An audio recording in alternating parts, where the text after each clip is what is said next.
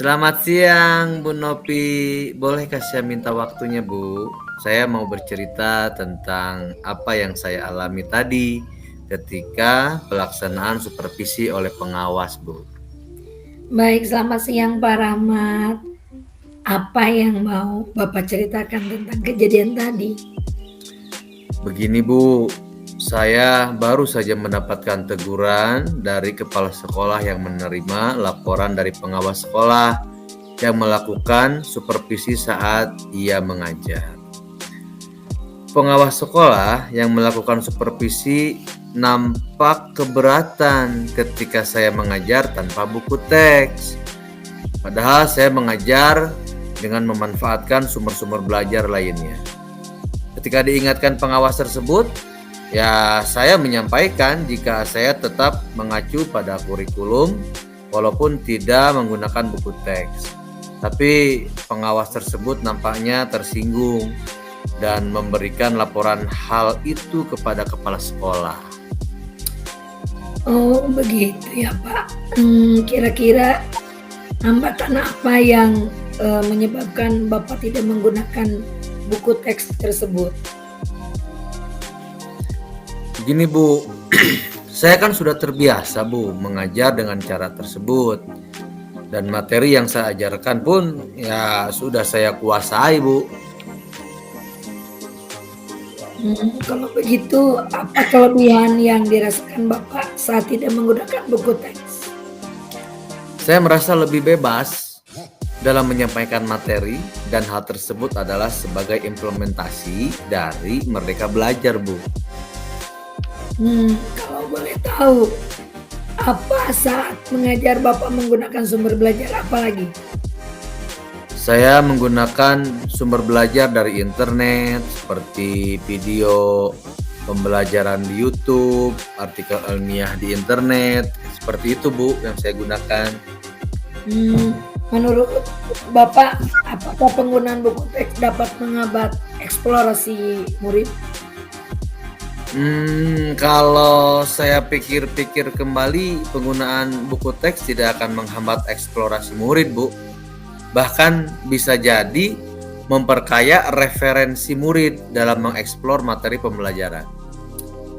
Ya, saya setuju dengan Bapak. Semua bisa dijadikan sumber belajar. Semakin banyak yang kita gunakan, semakin baik.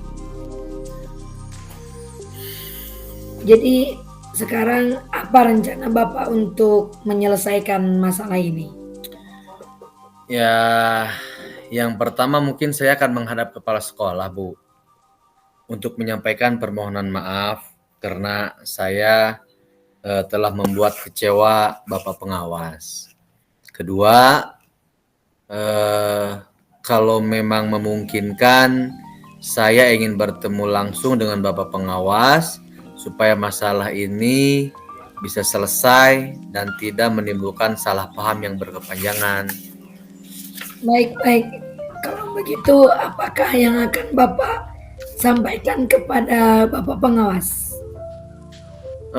Saya akan mengatakan bahwa saya akan mengajar menggunakan banyak sumber belajar, di antaranya buku teks, internet, video pembelajaran, dengan tujuan supaya murid-murid dapat mengeksplorasi materi dengan merdeka. Bagus sekali rencana Bapak. Mudah-mudahan berhasil ya Pak.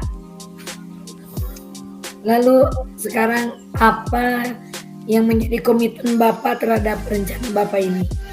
Saya berkomitmen untuk selalu membuat rencana pembelajaran yang menggunakan banyak sumber belajar untuk mengeksplorasi materi sehingga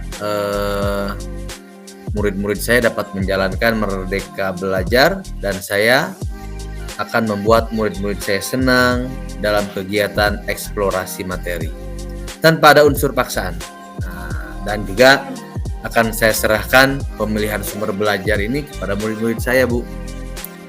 Wah, bagus sekali Pak. Saya sangat mendukung hal ini. Mudah-mudahan semua berjalan dengan lancar dan sesuai harapannya Pak ya. Ya, terima kasih.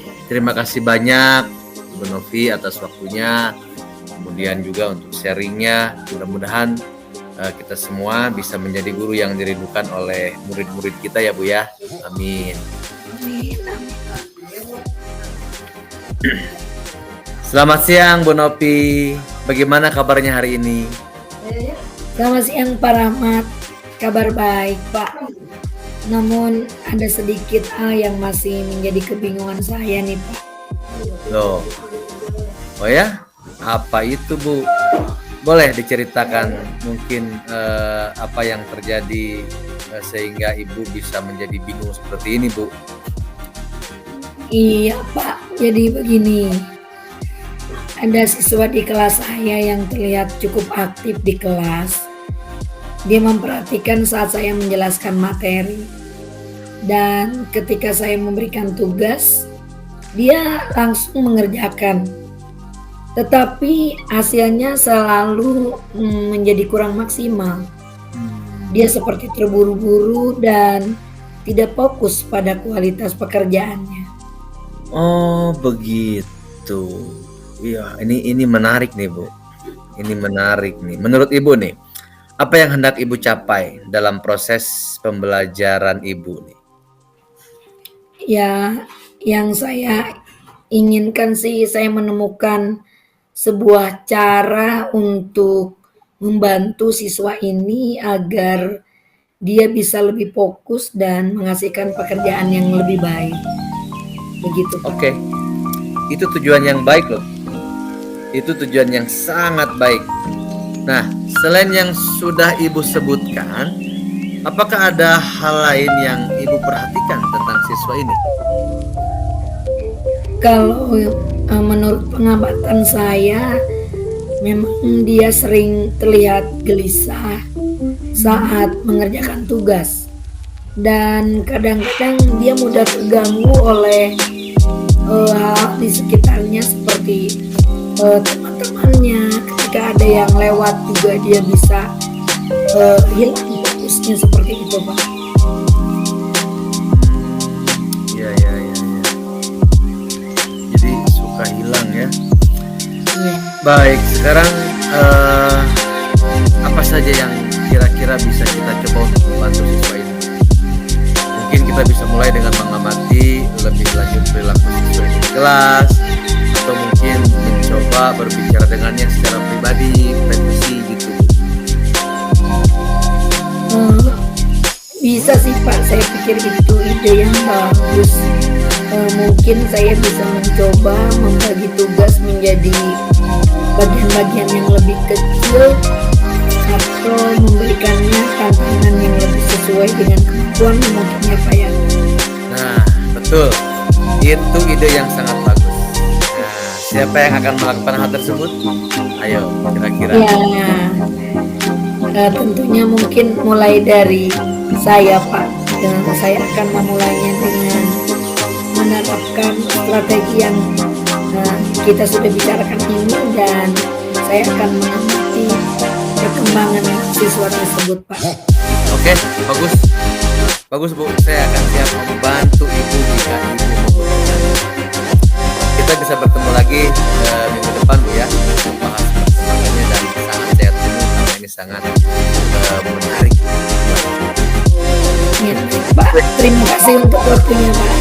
Sama-sama Ibu Novi, selamat.